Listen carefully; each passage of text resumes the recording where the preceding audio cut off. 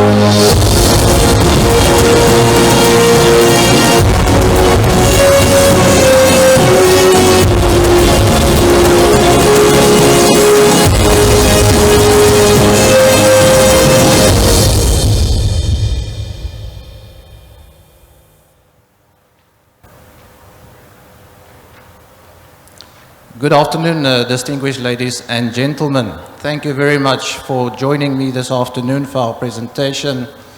I promise we won't take up much of your time, and hopefully you'll find our presentation enlightening. They say the best way to determine the future would be to evaluate what has happened in the past. And so much of my presentation this afternoon was formed and shaped in a very similar manner, considering what our journey has been along the past, one can arguably say decade, albeit a bit longer. Considering our agenda for the day, these are the points I thought to highlight in bringing forward some of the lessons, and considering what the outlook is for us as a group going forward, considering the time that we've been around. Holistically, Novari as a group company consists of three main business entities. It's got an investment management firm, it's got an investment consulting firm, and then it's a real estate development and management firm. So collectively, under the three business units, we have collectively $1.4 billion worth of assets under management. I think we have a very strong technical expertise, a deep property presence, and very much a deep footprint within the Nigerian retail sector.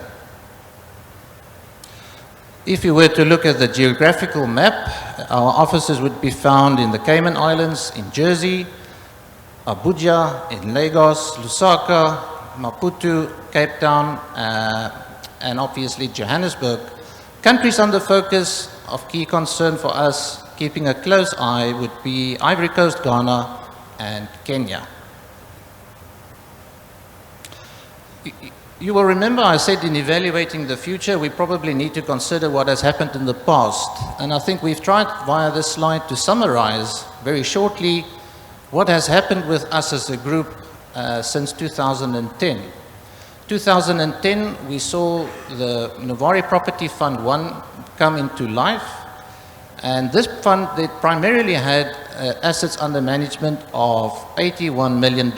We immediately knew that this capital had to be invested, and we therefore looked to our very first development, which took place in Nigeria, Abuja at the time, called Novari Apple Mall. We had the benefit of opening the shopping center in 2012, and as my colleague earlier alluded to, the shopping center is 10 years old this year, and it was celebrated in June earlier this year. In 2016, just to skip a bit on the track, we opened up Novari Lekki Mall. It's also on the Lekki Epi Expressway on your way to the Free Trade Zone. On the right-hand side, which then is Lagos, the largest retail shopping center in Lagos. In 2017, we opened up Nuvari Gateway Mall in Abuja. This is along the Airport Express Road on your way into town. And then finally in 2018, Nigeria specifically, we opened up our fourth development called Nuvari Central. Nuvari Central is a mixed-use development, not only has retail but also commercial offices that we manage. Looking at the footprint specifically, you can see that collectively under the portfolio, we've had the benefit of developing, as I earlier said, 4 regional centers in Nigeria. We similarly have 4 regional centers in Lusaka and another one in Maputo.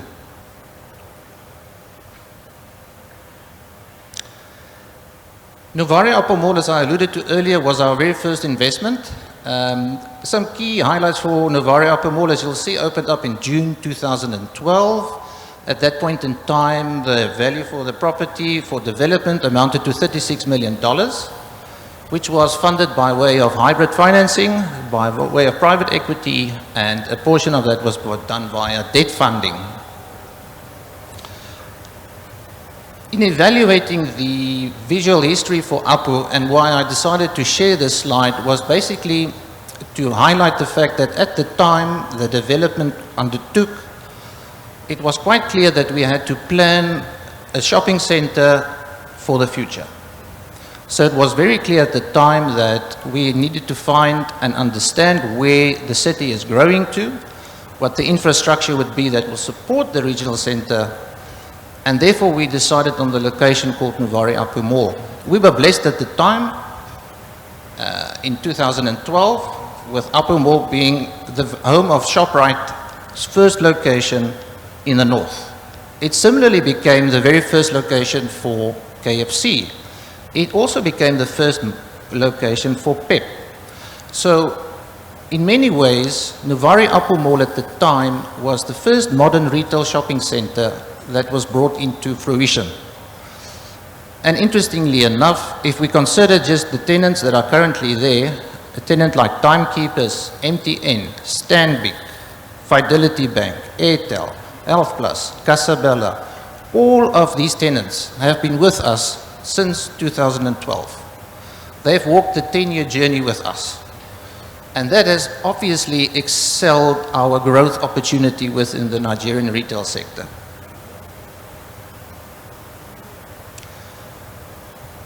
So evaluating the 10-year journey, we wanted to convey under this what were the lessons that we learned from the perspectives of these 5, I think, critical stakeholders within the development. Arguably, one can say that it is fundamental to a development that you find the correct contractor and professional team.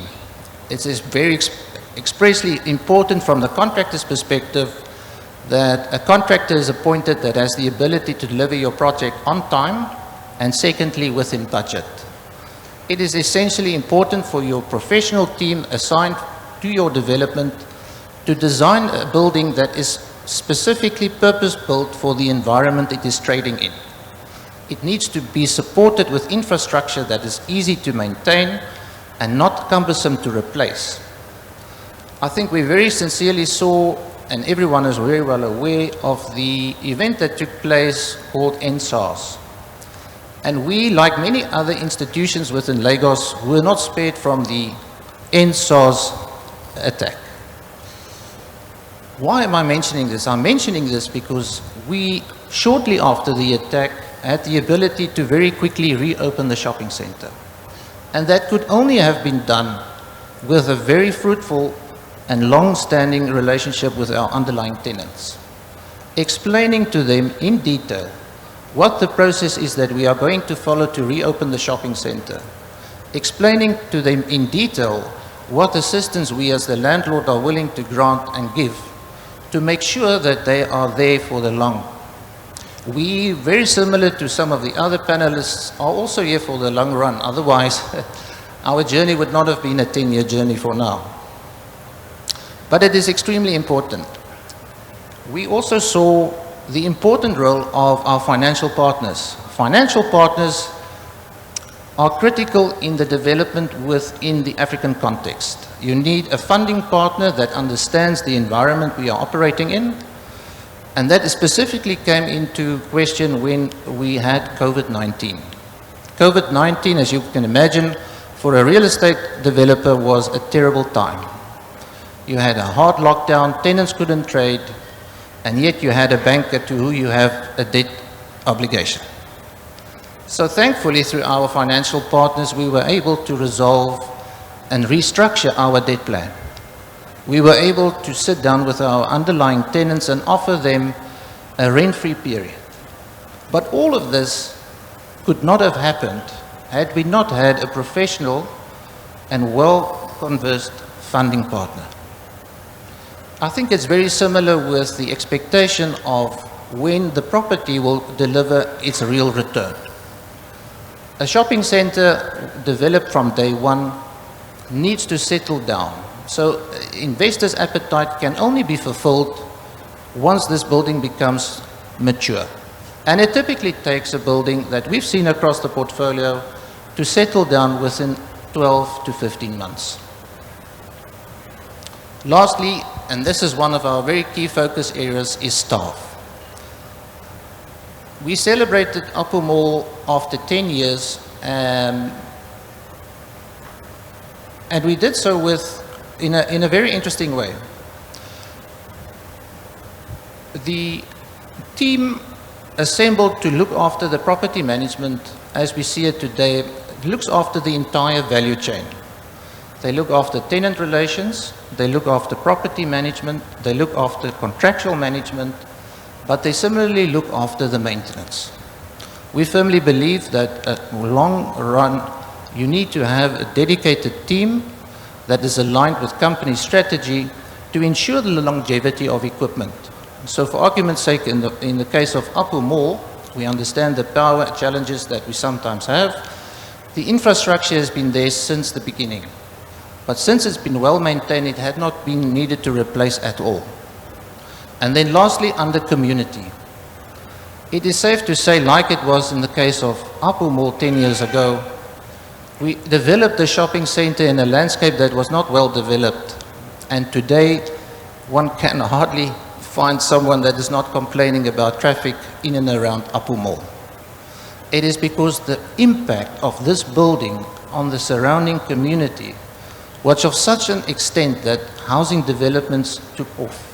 Schools were built, churches were built, filling stations were built.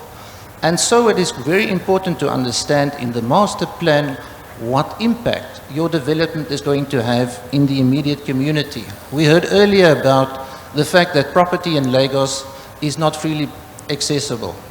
And therefore, when we did the development, for argument's sake, of Lekki Mall, we knew the city was going to grow down the Lekki-Epi Expressway. So our property, whilst it's further down the Lekki-Epi Expressway, probably another 10 kilometers past Lagos Business School, is today located ideally between the Free Trade Zone, Alaro City, the Deep Sea Port, and the up-and-coming approved airport. So we knew from the onset what impact that will have in the surrounding community.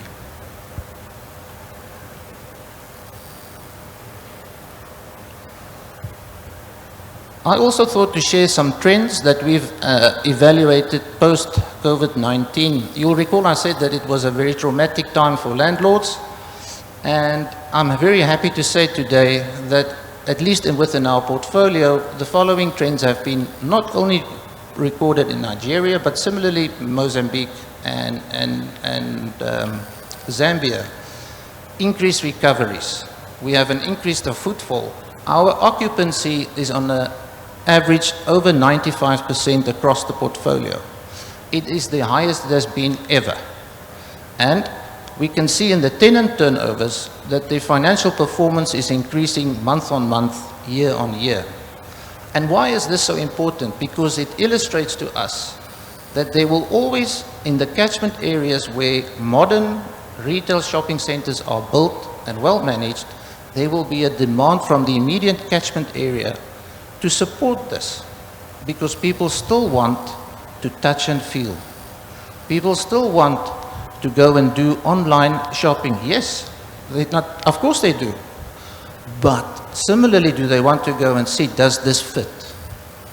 Is the shoe I'm about to buy fit for my feet? Is the shirt I'm going to buy after Christmas still going to fit? And so whilst there is space for online retail, there is very much still a very good demand for on-ground retail.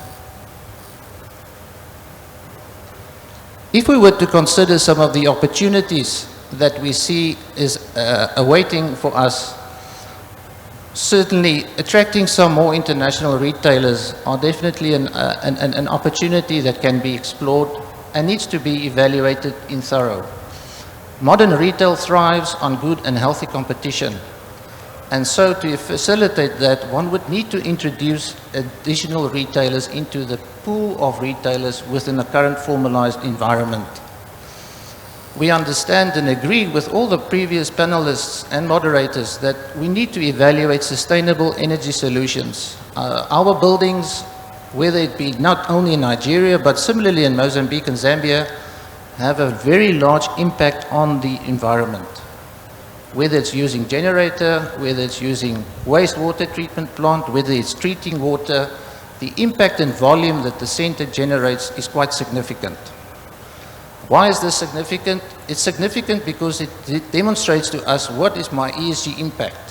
Why do we care about ESG? ESG is extremely important for us to understand what is our footprint, what is happening. Earlier this year, we had the benefit of releasing our annual ESG report, and I decided to include some highlights from this report, which basically measures 59 key performance areas, 21 on the environmental impact each one of the shopping centers have, 17 social impact, 16 occupational health and safety, and 5 on customer and community. We understand that 88% of the portfolio can be managed via EMS system, and this is where it starts. To understand where you need to improve, to understand where you need to go, you first need to assess and measure what is currently happening. Very much with the journey that we've been taken. To evaluate the future, one needs to understand what has happened in the past. And with that, ladies and gentlemen, I thank you for your time and wish you a pleasant afternoon. Thank you.